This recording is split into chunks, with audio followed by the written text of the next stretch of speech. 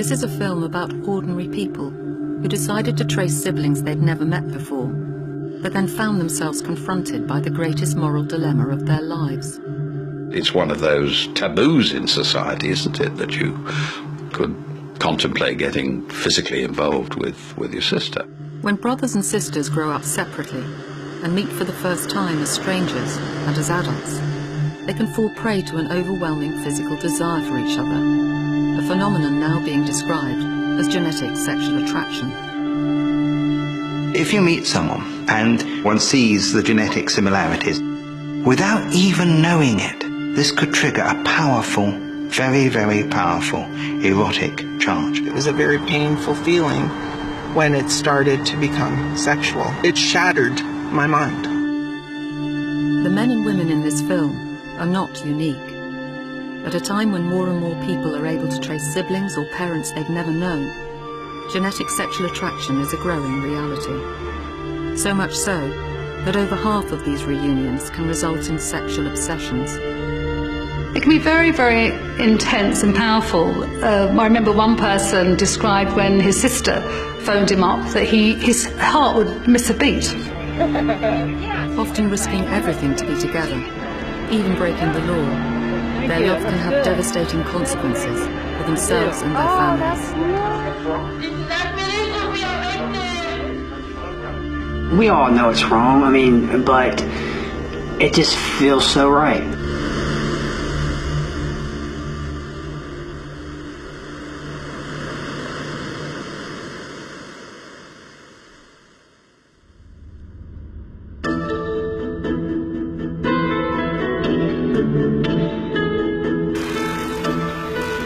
When retired schoolteacher Ron managed to trace a sister he had never met after many years of searching for her, he had no idea what a can of worms he was opening. Someone once said, if there are only two people left in the world, it'd be my luck that the other one would be my sister. You know exactly what they mean. To me, it would have been paradise. A regular at the local golf club, and happily married to his wife Mary since 1957, everything about Ron's life seemed comfortable and settled.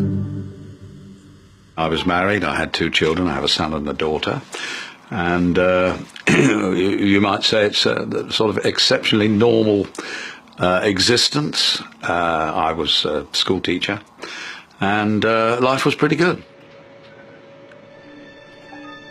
But Ron was troubled by a family secret. Now retired, he started to search for a long-lost sister, not even knowing if she was alive. He was just 2 when Doris was born, but his mother died giving birth to her, and his army father was unable to cope with looking after both children. Doris was immediately taken away for adoption. 60 years later, Ron found her. I hadn't quite expected it, but I really was quite emotional about the whole situation. Even though, we'd never met. He got the shock of his life when she turned up at my brother's house where we actually met. Because down the path came this very trim lady with white hair, dressed in a very smart suit. And I think he pictured perhaps a little old woman. He didn't know what to expect. Well, I thought really that she was quite glamorous looking, and you don't mention ladies' ages, do you? But I thought she looked well younger than her years, put it that way, and full of vitality. I must say I did like her enormously, yeah. At that time I didn't think anything. I was just happy for him. But it was obvious from that first visit of hers that something had happened in Ron's little head. And of course I didn't know then what it was, but I do now. Soon afterwards, Ron was overwhelmed by confusing feelings for his sister, which went way beyond brotherly love. It wasn't long before she began to sort of occupy an enormous place in my life, and I spent most of my time sort of thinking about her and contacting her and this sort of thing. And it did begin to sort of take off in a direction that I just hadn't anticipated at all. He was always on the computer, which is nothing unusual now, of course, but he was always writing letters to her, waiting for the next phone call, waiting for the next... just like a young man in love, in the full flight of youth. You illuminate my life, darling miracle of a sister. What brother ever spoke thus in normal circumstances? But then, when were our circumstances ever normal?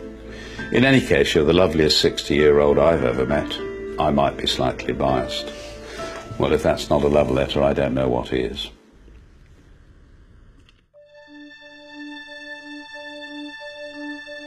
The same disturbing passions that Ron felt privately for his sister exploded publicly onto the world stage in the case of German siblings, whose love for each other went to the extreme. They look like any ordinary couple, but Patrick is Susan's brother. Patrick Stubing was jailed for over 2 years for repeatedly having sex with his sister Suzanne. Their love bore all the hallmarks of genetic sexual attraction. Like Ron and his sister, Patrick and Suzanne grew up apart. She was born after Patrick was taken into care at the age of 3 because of a violent and turbulent early childhood. Patrick had no contact with his family until he was 23, when he managed to trace his birth mother and discovered, for the first time, that he had a sister. Only 7 months later, their mother died. Also ich war schon selber ein bisschen am Boden zerstört deswegen. Aber ich habe sie gerade kennengelernt und schon wieder verloren. Ich fand eigentlich Susanne eigentlich von Anfang an schon, dass es ein hübsches Mädel ist. Und nachdem unsere Mutter dann gestorben ist unsere Bindung immer mehr zusammengekommen. Durch Patrick, weil der einzige war, den ich noch hatte.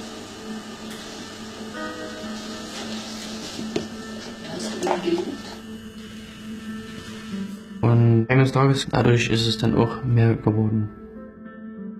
Er ist halt dann irgendwann da so weit gekommen, dass wir miteinander geschlafen haben. But almost immediately after their relationship became sexual, everything became much more complicated for Patrick and Suzanne. Am Anfang war es schon ein leichter Schock irgendwie. Wenn man erfährt, dass die eigene Freundin, oder wie bei mir, die eigene Schwester, halt schwanger ist und ein Kind bekommt.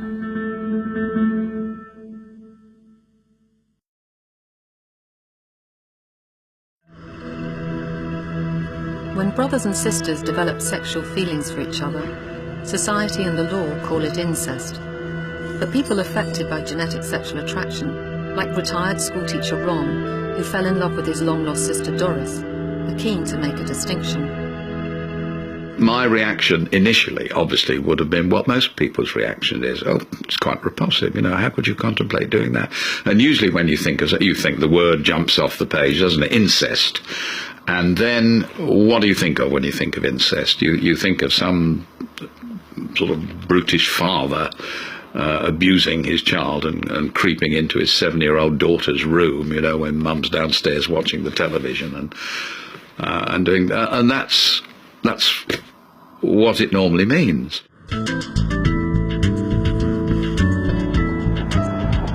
Ron's not alone in thinking as he does.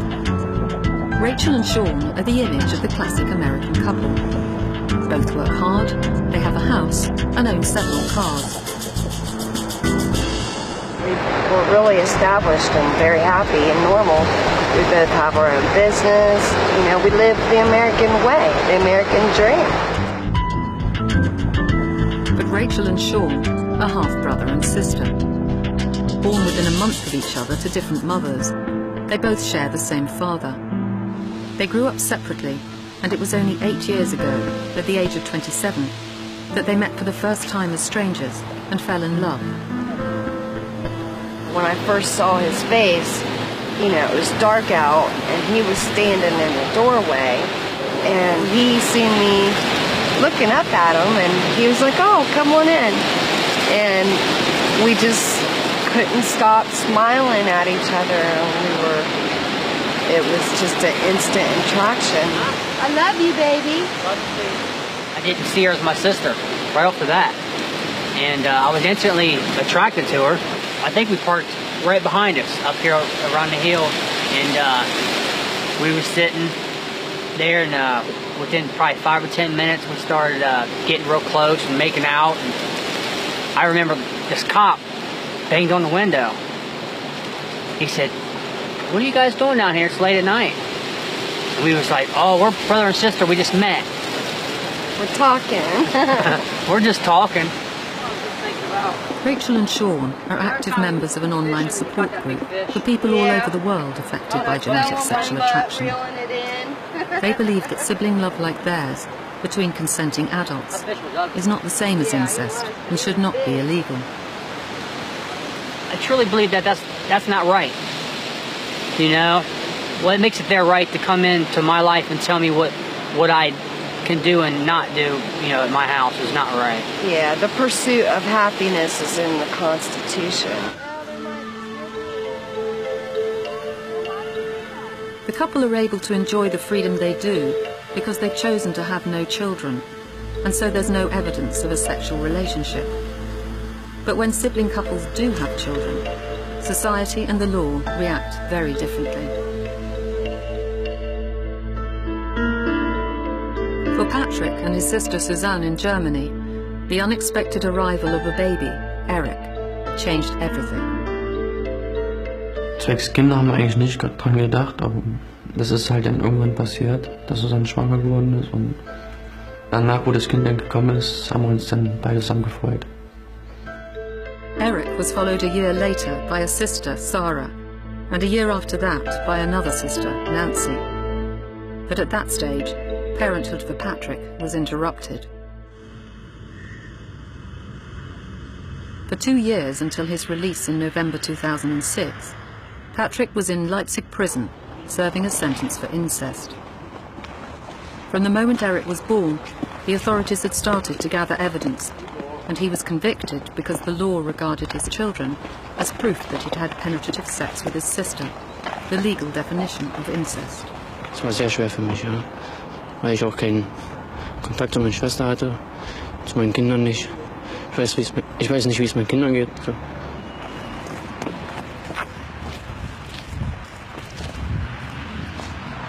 Wie fühlst du dich jetzt zusammen? Gut, sehr gut. Was geht mir vor? Ich bin froh, dass Patrick wieder draußen ist. While Patrick was in prison, Suzanne gave birth to another child, Sophia. Her arrival immediately triggered a further conviction for incest. Although Patrick has appealed, if that fails, he'll be sent back to prison for 17 months.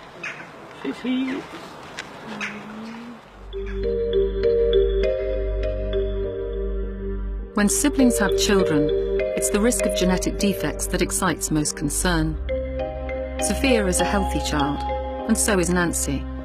But Eric and Sarah were born with physical and learning disabilities. Now, given that an awful lot of genetic disease is due to inheriting 2 copies of the same damaged gene, that's considerably more likely to happen if you mate with somebody who's a close relative. And we have a huge amount of evidence, for example, on cousins, thousands and thousands and thousands of cousin marriages. And on the average, that about doubles the chance of genetic damage or harm, sometimes more, for the child. There's far less evidence for brother-sister mating, or father-daughter mating, or mother-son mating, because they're much, much rarer. But what evidence we have is that the effect is even stronger. So I think there is a good case to be made that biologically it's probably a mistake. Mistake or not, Patrick and Suzanne have suffered as a result of having children together. Sophia is now the only child they have left, and she will be their last, as Patrick had himself sterilised soon after she was conceived. All their other children have been taken away by the authorities. Welche sind diese Kinder hier? Das ist Sarah, die bei Pflegeeltern ist. Das ist Erik, auch bei Pflegeeltern ist. Und das ist Nancy, die ist auch bei Pflegeeltern. Und das ist Sophia. Und wie lange hast du Erik gehabt? 10 Monate. 10 Monate. Aha. Und Sarah? Gar nicht. Die ist gleich zu Pflegeeltern. Sofort? Und Nancy? Auch. Auch sofort? So, wie meinst du sofort? Also? Ja, aus dem Krankenhaus haben sie halt Pflegeheim bekommen.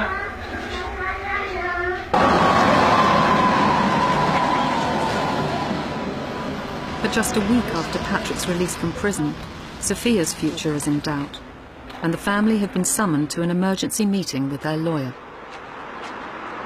Patrick, warum seid ihr heute hier? Na, ich hatte mit dem Anwalt heute ein Telefongespräch. Da hat er mir gesagt, ich soll heute mit meiner Schwester vorbeikommen. Um was sich das handelt, hat er uns nicht gesagt. Wir sollen einfach bloß dringend vorbeikommen. Ihr sollt sofort mit mir ins Jugendamt kommen. Der Herr Pfeiffer will das Kind, die Sophia, in eine Pflegefamilie geben. Nee. Können die vergessen. Er hat mich angerufen, ich soll euch das sagen. Ich sage doch mal sagen. Ja und? Stopp. Warte, okay. Dann gehe ich ans Äußerste. Das ist mir scheißegal. Okay, stopp. Ich glaube, ich stehe noch rum, ist mir auch egal. Moment. Hey. Das geht nicht. Was? Weiter. Im Jugendamt. Kleine von Herrn Weiter soll auch wegläufen. Auf einen 3 Monat nicht, ne? Und sag mal, sind die nicht ganz sauber? Wir haben vorhin mit Frau Kalinke gesprochen. Ja. Da hat die zu uns gesagt, wir sollen doch dringend bitte hinkommen. wenn wir Nein sagen, dann wird sie jetzt einen Beschluss machen. Die wartet jetzt auf meinen Anruf. Sollen Sie mit uns mal was wir machen?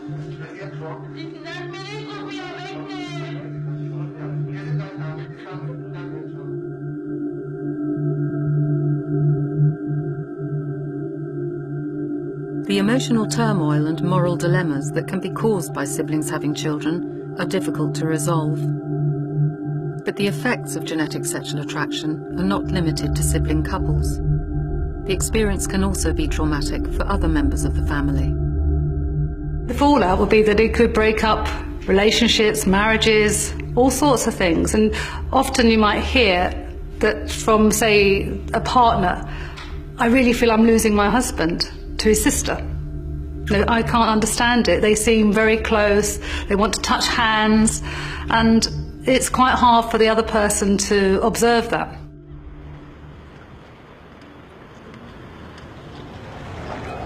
For Ron and his wife Mary, the obsessional feelings that Ron experienced after meeting his sister Doris were becoming a problem. In the 7 months since he'd met her, Ron had sent dozens of besotted letters, countless emails, and had run up a considerable phone bill calling Doris at home in Bermuda. The whole purpose of my existence was to get together with Doris. We had met in the October, and the following May, Mary and I went over to Bermuda. At the time, Doris was going off to her bookshop on a daily basis, of course, so she would leave home. And I seemed to spend most of my time just hanging around waiting for her to come back.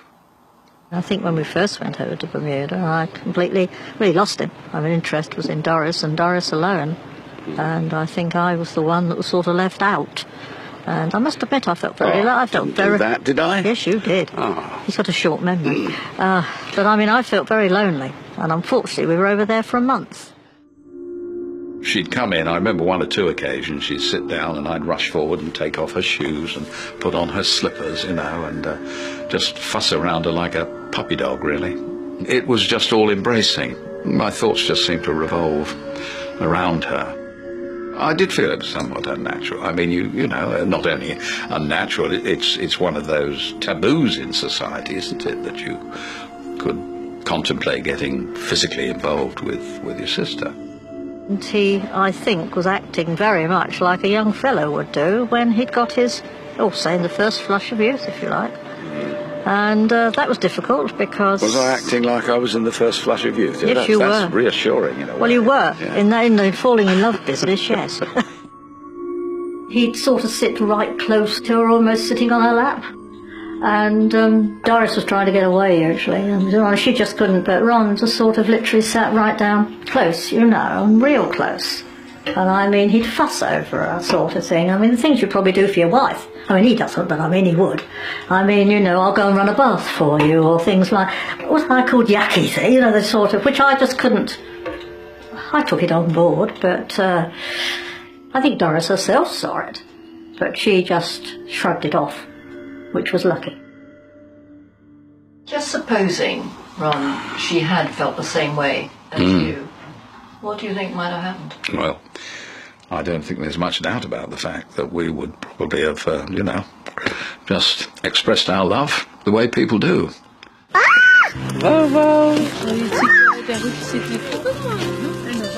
Nearly 2 months have passed since Patrick and Suzanne were told by their lawyer that they would have to give up Sophia. After much consideration, the Child Welfare Office allowed Sophia to stay with her mother and father, as she was clearly healthy and well cared for.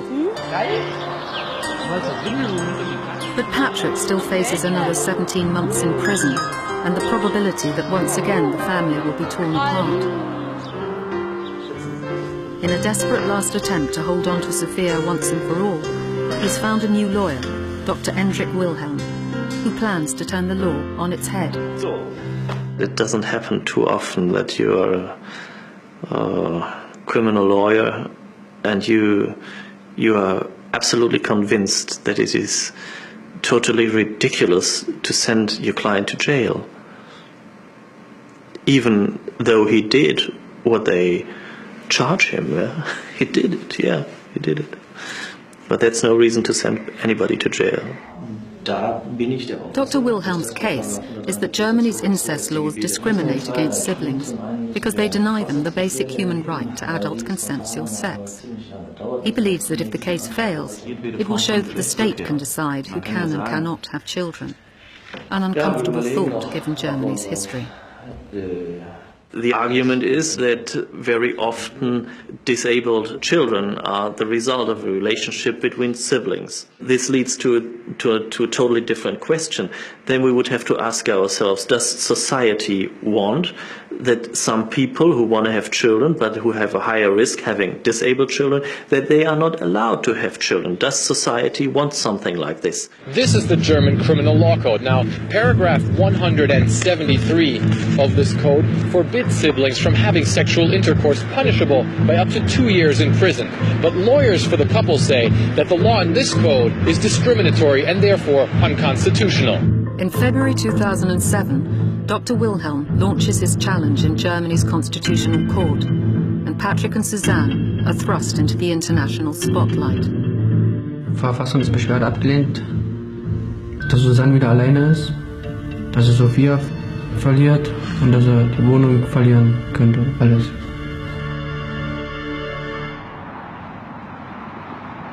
In America, Rachel and Sean followed Patrick and Suzanne's story, and together with other members of their online reunion group, decided to send letters of support.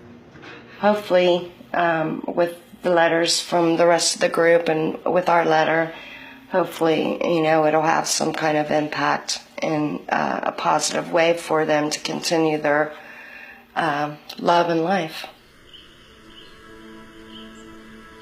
Patrick and Susan.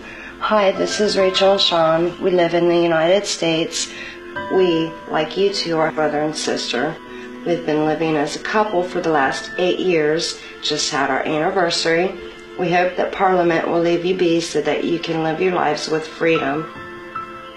It is hard to survive this kind of relationship because it's usually hindered by outsiders. Sean and I are past all the interferences and are living happily ever after, and our hopes are that you will too. Rachel and Sean. Ja, ist eigentlich mal was anderes, dass vor allen Dingen sich auch andere Leute aus anderen Ländern irgendwie versuchen, uns zu kümmern und helfen. Das finden wir schon schön irgendwo. Ist gut. Vor allem, dass wir nicht alleine dastehen.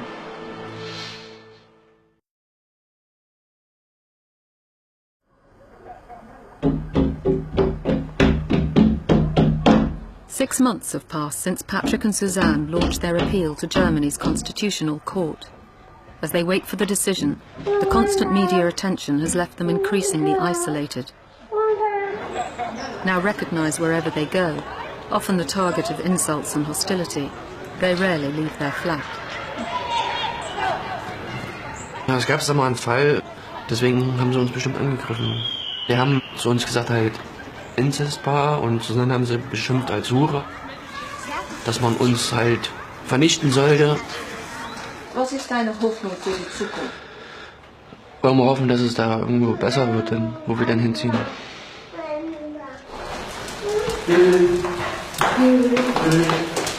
A few days later, Patrick arranges a meeting with his lawyer to get an update on the case. But as the family are leaving, a neighbour shouts out from behind his door.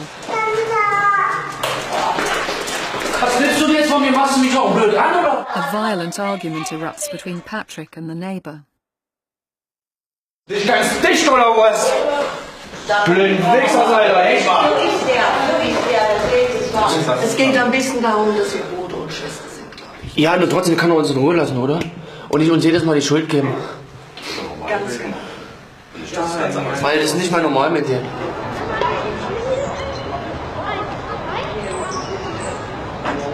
The following day brings bad news. The incident on the stairs has been reported to the authorities, with the neighbour alleging that Patrick assaulted him. Patrick denies it. As a result, Suzanne and Sophia have been ordered to leave the flat permanently, for Sophia's protection against any further aggression. If they don't agree, Sophia will be taken into care immediately. Weißt du, wo soll Susanne schlafen die Nacht? Das ist eine gute Frage. Ich denke mal, da werden wir uns jetzt noch drum kümmern. Dann. Ich finde es auch erstmal besser, hier rauszugehen.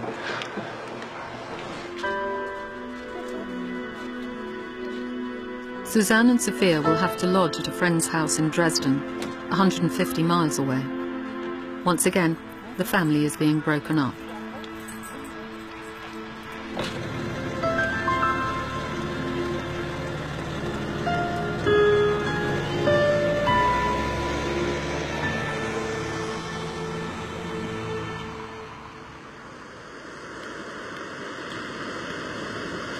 In America, Sean and Rachel are very much together, enjoying a weekend away. In the 8 years that they've been a couple, they've only ever been apart for 4 days, and they put this unusual closeness down to the powerful effects of genetic sexual attraction. When we met, it was like meeting someone that you don't know, and we fell in love. We didn't bond as brother and sister at all. We bonded as lovers. We began to feel a romantic love for each other. And I think that's what makes us normal, because we also know that if we was brought up together, we wouldn't have never done this. Right. We would have never, acted on, this type of thing. Do we show teeth? Put your arm around her. Teeth and gums? Yeah, it's just for fun. Oh, that's great. Did she have the That'll work. first one? There you go. Thank you. It looks good. I'm glad you like it. I do. Oh, that's nice. Like I that. love that. That's a lot of money.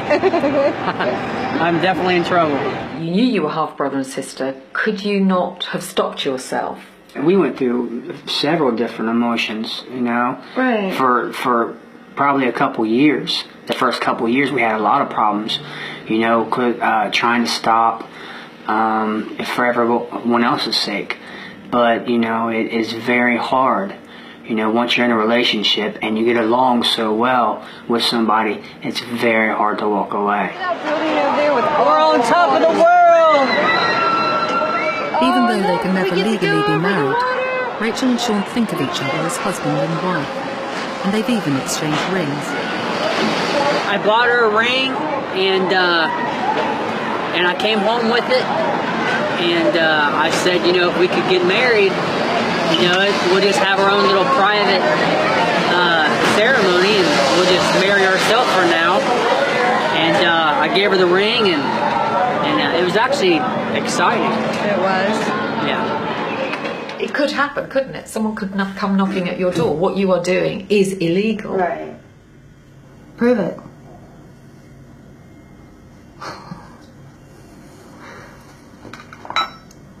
We don't have any children. But you live together as husband and wife. Mm-hmm.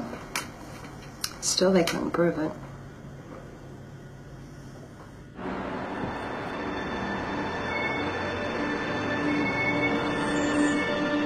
Genetic sexual attraction can cause unusually intense relationships, and many couples are prepared to risk lives of secrecy and lies by breaking the law and society's greatest taboo. It's a very powerful attraction. And I think if they find that that person resembles them and have all the things in common, we have gestures and habits and irritations, and it's like falling in love with yourself in a way. But there are some cases of genetic sexual attraction where the couples break an even greater, more ancient taboo, where the relationships are so forbidden that those involved are forced to lead hidden lives. This is about the worst thing that a mother could do. This taboo, I think, is the #1 worst taboo on this earth. And it angers people because they don't understand it. And if it angers someone enough, they will become violent with you. Diane and Steve are mother and son, but for the last 10 years they've lived as man and wife. Diane was just 14 when she gave birth to Steve and was immediately forced to give him up for adoption. After 27 years of living apart, Steve traced his mother and they arranged a reunion. They've only agreed to take part in this film, heavily disguised for their own safety. I went to the airport and there were a lot of people there, and I really didn't know that I was going to know him when I saw him. And he came around the corner and I took one look at him and went, that is him. And I walked up to him and looked into his eyes and said, and meant it. I just said, I know you. And then he knew who I was. And I took his hands and I literally, it was like, to me, he was the infant I had lost. And I really, truly felt like I was going to start producing milk any second. And that's the truth. When we hugged each other, my heartbeat recognized hers, and I never realized that my physical heartbeat had been missing that, and I never felt that anywhere else. It was a very painful feeling when it started to become sexual, and I thought I was going insane. It shattered my mind. I believe I know why it happened, and I believe that is because we wanted to become one. We wanted to bond. And I was swept away into my bonding with him, and everything else disappeared just like it does. It was out of time. It was just, but it was not a happy time. It was a crisis. It was a tragedy. It was a terrifying experience. Nobody would just consciously make the choice to be in this relationship, but there's no controlling it, because just like my heartbeat recognized hers, every cell in your body is craving for the things that you didn't have, and also you're feeling a security you never felt before, because safety. This is your family, and finally you've really found unconditional love. There's not anything you can do sexually that will unite you the way you want to be. Yeah, the sex isn't the thing. It's like if you could eat each other's bodies and become one, if you could do that and survive, you'd do that. A feature of incestuous relationships is the feeling of specialness. They know it's wrong, but they think that this is a relationship that transcends ordinary human experience, and therefore ordinary laws do not apply. And I would see that as a reliving of an infantile view of the world. And Freud's view, of course, was we never give up these infantile views, we have to manage them. And that the idea that this is a really special relationship, unlike other human relationships, is a recapturing of the longing for the magic of this very, very special relationship, of this very, very special place in the world that is like no other, which has an extraordinarily powerfully charged lure, and it overwhelms the power of reason.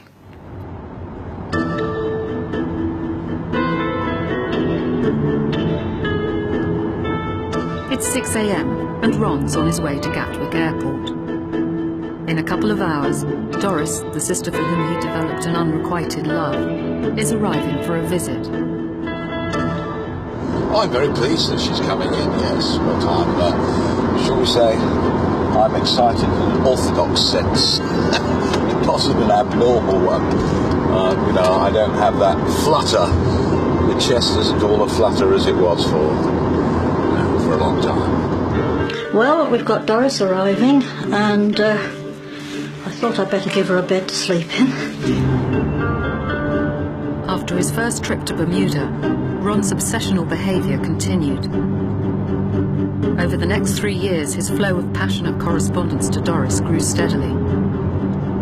But his fantasy of an intimate relationship with her was about to be crushed. It took a plunge when my sister did form a relationship with somebody back home. And up till then, of course, there hadn't been anybody else along, so you might say there was no competition. She'd got this friend coming over from Bermuda, who she was very friendly with, and she was going to meet him up in London. And then, of course, she rang up and said that possibly she might not be coming home that night. Sparks flew. Ron was very upset, and oh, what jealousy. I mean, talk about the little green god wasn't in it.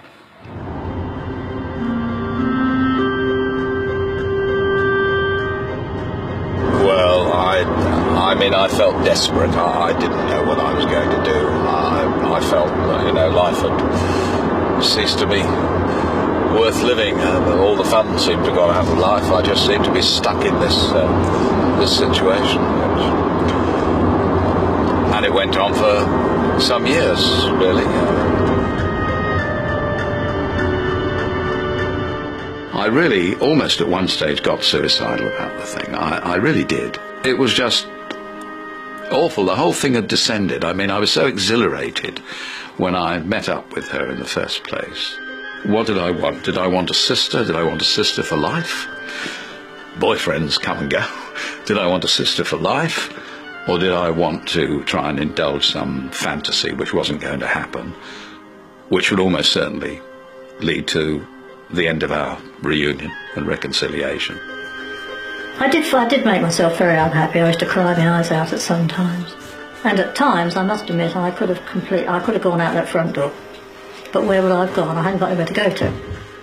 I mean, they certainly take your marriage vows, don't they? Richer for poorer and everything else. And you take the knots and the rough with the smooth, and that was the rough bit, definitely. It was only when Ron looked for help on the internet and found many stories similar to his own that he could begin to understand what had happened and finally put a name to it.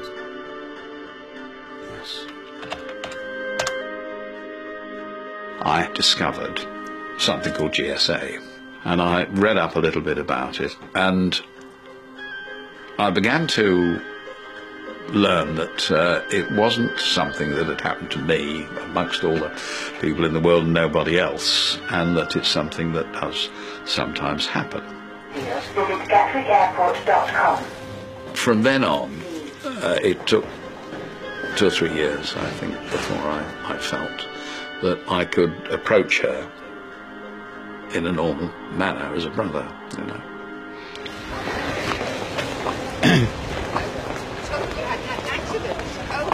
Yeah. Hello, honey. Were you wondering where the hell we were? Well, I thought maybe you had an accident. I thought, well, I emailed you. Everything going through your mind. Yes. We're here. Anyway, lovely to see you again. I didn't know it was going to be so soon. Let's push a button. You're looking good.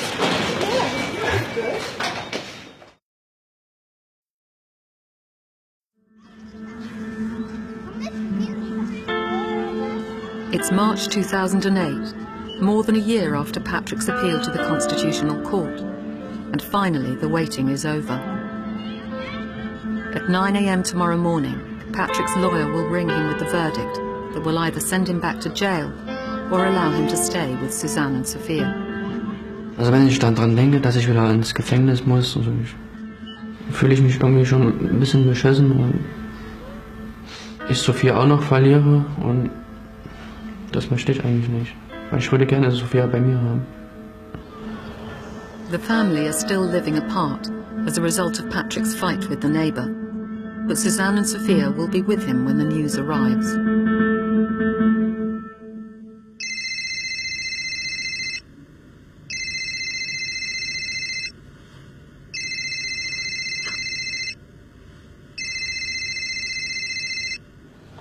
Ja?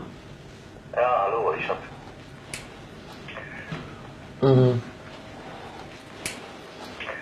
Also, die Presseerklärung habe ich noch nicht. Ich habe ja gerade angerufen und gefragt, warum ich dieses Fax nicht bekomme. Da hat man mir gesagt, man hätte es mir gefaxt, und dann habe ich Herrn Rentikowski angerufen. Und der hat mir gesagt, wir haben verloren. Ja, muss wohl ganz klar so. Und Herr Rentikowski ist entsetzt. Er hat auch schon mit seiner Anwendung gesprochen, der ist genauso entsetzt. Weil es auch in der Art und Weise der Entscheidung so ziemlich ist, ja.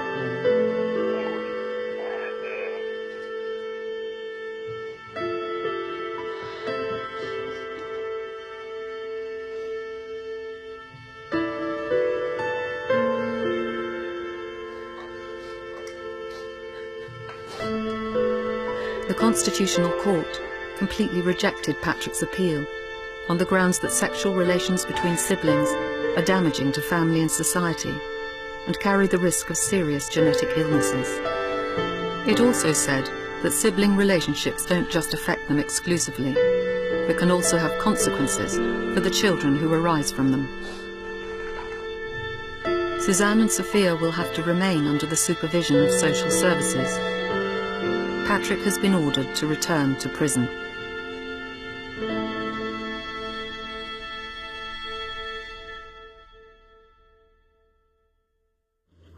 You want a drink, Ron? I caught my... Yeah, I wouldn't mind, love. Thank you very much. Okay. I actually caught the cheetah, Mary. Oh, Doris, I you did. I caught it last week. There we are. And I chopped it up, skinned it, and I made my jacket just I don't think I want to know that. It's lovely. I think you've excelled yourself today, dear. I'm developing an appetite, aren't you? Right. Right. When did you make the cake, Mary? Oh, I cheated, I'm afraid. Oh no, we're fine, and I'm amazed myself really now that I look back on it. Right, Doris, help yourself to whatever you fancy. Right. I'm going to have a little bit of a sponge. You're going to have a piece of sponge. I know if you have it. Well, actually, I'm going to put it down here. Don't put your foot in it, will you? So luckily I get on with her, which of course is a great advantage, which probably helped Ron a little bit. If I hadn't liked her, I don't know. I don't know what would have happened. Probably we'd have finished up fisticuffing or something. Who knew first? I knew first.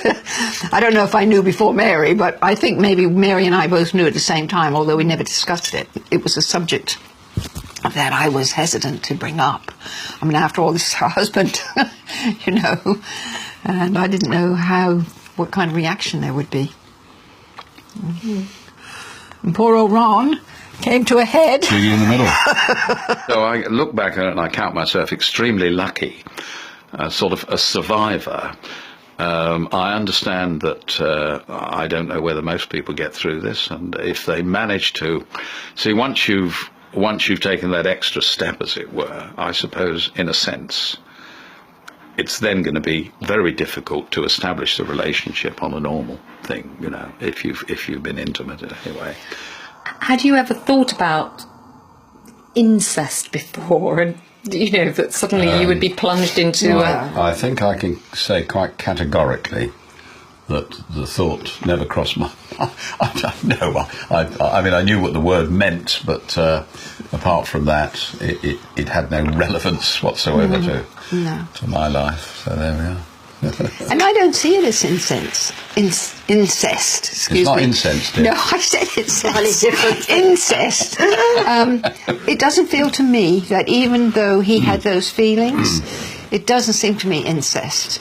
I have quite a different thinking of incest. I have a very nasty feeling about incest in families and what the mother or the father may do to the children. Isn't that everybody's reaction? Yeah. We've been That's my reaction. Yes, that's we were my talking about this the other day. I think it's a pity the same word is used. Yeah, I don't think it should be used. If there are people who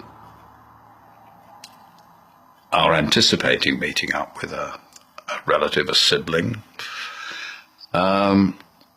be aware, you know, this kind of thing does happen. I think forewarned is sometimes forearmed. I wish somebody had said to me before I met Doris, you know, just a little word of warning, son, you know. Strange things happen sometimes when people get married, get together in this way. And that's the way it has been.